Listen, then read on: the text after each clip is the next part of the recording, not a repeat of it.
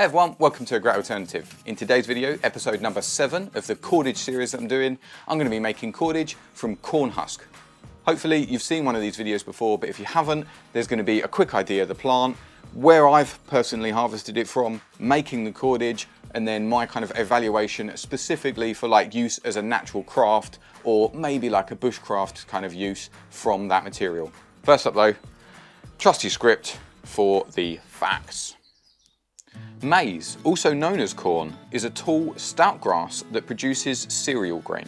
It was domesticated by indigenous peoples in southern Mexico about 9,000 years ago from wild, I'm going to get this wrong, teosint.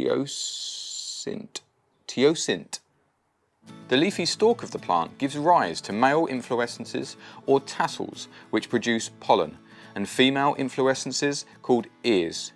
The ears yield grain known as kernels or seeds. In modern commercial varieties, these are usually yellow or white. Other varieties can be of many colours. A lot of maize is used for animal feed, whether as grain or as the whole plant, which can either be baled or made into the more palatable silage. Sugar-rich varieties called sweet corn are grown for human consumption, while field corn varieties are used for uses such as cornmeal or masa, cornstarch, corn syrup, pressing into corn oil, alcoholic beverages like bourbon whiskey, and as chemical feedstock including ethanol and other biofuels.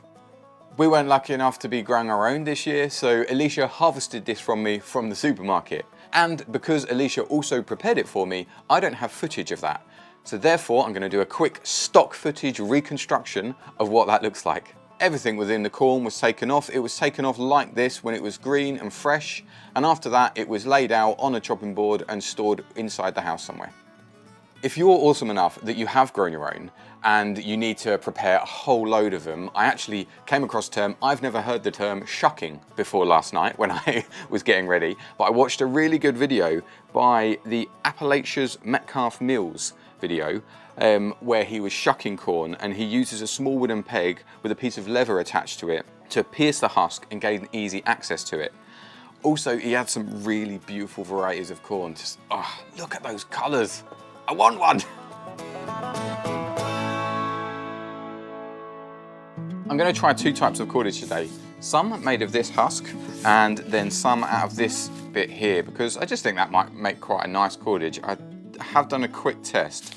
Yeah, it's not super strong, especially when you compare it to the husk. Like, that's one sheet. That's pretty good. So, like I said, we're going to make 2 types of cordage. First of all, hello? Chanel's butt dialed me. This is going to make it in the video, Chanel. Sounds like she's doing something with packaging. Can you hear that?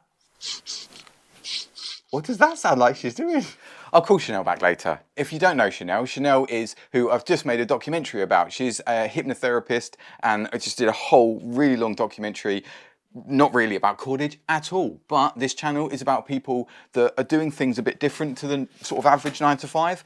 So that's why it's called sort of living their version of A Great Alternative, as well as it being about stuff like this. Now, where was I? Yes, today, 2 cordages, one out of the husk, one out of this stuff. So first up, I'm going to try and separate it. And I think with some of them, so if you can see here, because it's just been pulled straight off, this has still got bits on the bottom that are quite hard, and I don't think that's going to be as nice to use. So using the chopping board, I'm going to try and just cut nice straight pieces. Then I'm going to separate it down.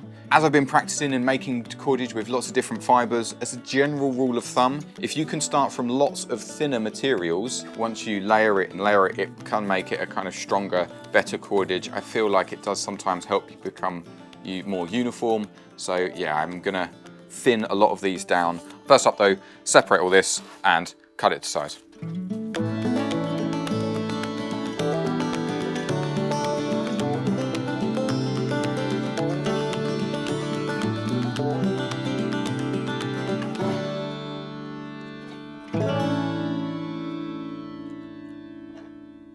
I've practiced in the past, and I don't think you'd necessarily need to soak these beforehand. They twist quite nicely, but that might be because of how much they've dried out. They've been inside a warm indoor environment for a couple of months, maybe now, but that still might be enough that they might not you know, they might still be holding on to some kind of moisture. So I guess have a play, see if they twist okay, because the reason why you might not want to necessarily soak them is if they hold themselves together when they're like this, then as they dry out, they won't shrink and potentially lose some of that tension. So I think I'm going to just give them a very, very quick spray, but that's it. The method that I'm going to show you is a super simple 2-ply cordage, mainly so that these are, for example, some of the cordages that I've made in the past, so that they roughly look, and when I evaluate them as a, you know, making a cordage, they're roughly the same. But the way of making the cordage, left hand is coming towards me, right hand is going away from me. And it's just that twisting motion, but I'm doing that with my fingertips. So twist until it goes over like that. And then you're holding this one, twist, over, hold it, twist, over, like this. Adding a new piece is over both of them, and then with one side, twist that in, grab it, let me show you, try and show you, grab it, over, and then twist the other side in, and then there you are. You've now tied that in, and then you just continue. This cordage will get a bit thicker. It's just a bit of an experiment. I've definitely found is like the thickness is sort of just depends on the material, depends on the length you've got, depends on how thick to thin it gets, which is why uniformity makes things easier for you. But don't be afraid, just play with it. And if it does get thick and thin and whatever, as long as it holds together, just do it, you know, just play. You know, the thing that I'm loving about this already is the color. The strength and the color. I am talking about strength. I am going to do a strength test. So many people on the dandelion cordage video have said, can you please do a strength test? So I am definitely going to do that, but probably next year, because now what I need to do is wait till I can harvest things again next year, make a load of stuff to then make it, because I'm making it purely for the reason of breaking it. And I'm sorry, but this stuff, I have a plan for all the stuff that I've made in these videos so far. I would love a display made out of all the cordages that have been made in these videos, and I don't want to break those ones, so I've got to make more. For now though, again, all I'm going to be doing, twist, over, adding a new piece, goes in between the two, and you twist them in. Okay, let's have a bit of music while I continue making a whole load of cordage from this corn husk.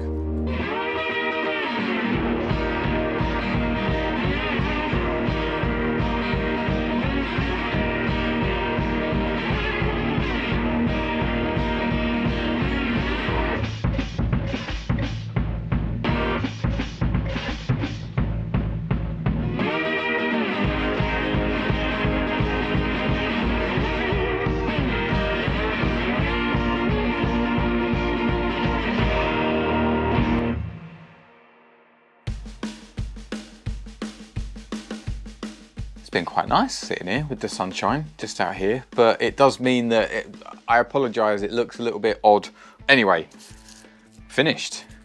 And I can definitely say already this is one of my favourite, I mean 2 types of cordage that I've made. The only major downside I would say is the length of the fibres that you're working with. By stripping it down and stripping it down and maybe making it even really thin, and working with fibres that are this kind of size, little and often adding things, I've definitely had better results. Also, I haven't really soaked this, and this is really pliable, so I would like to say not only is it strong, well, not only is it strong, so it is strong, it is really strong. So I think where that snapped there is probably because of my poor connection, and I learned as the fibre went on the little and often technique, which is I think why my cordage became more consistent and a better quality. So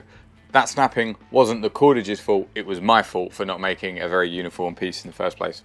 It's a nice colour of something that you don't necessarily get with a lot of different fibres. A lot of them are either greens, browns, things like that. So it's quite a unique colour. So for crafting, brilliant.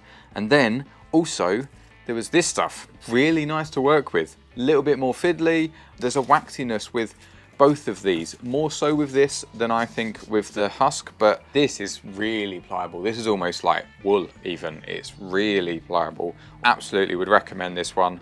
Let's do a quick strength test. But it's not very strong. Something that would be nice probably for, I mean, it's even nice enough, like this would be something I wouldn't hate this against my skin. So, you know, if you're gonna make a bracelet out of something, or a necklace even, or even just something that might be a strap for a bag or something. I mean, definitely this one and potentially this one as well are quite good cordages for that. What you could do, if you enjoyed this video, please like, share, subscribe, all that kind of stuff. But also, if you're interested in this kind of natural crafts and crafts to do with if you're, you know, being outdoors and maybe even journeying into the outdoors, I think you would really like a documentary that I've made with Journeyman Handcrafts. He makes all kinds of bushcraft bags and different things that are perfect for getting out and about and being out in the wilderness. And not only do we delve into Brian and that his company's backstory, but also sort of him as a bushcrafter, and then he's making me a custom bushcraft camera bag. This real big rucksack that is great for getting out and journeying, but also having it if I want everything in that one pack. So I'll leave you with that one for today. Otherwise, thanks again everyone, and I'll see you in the next one.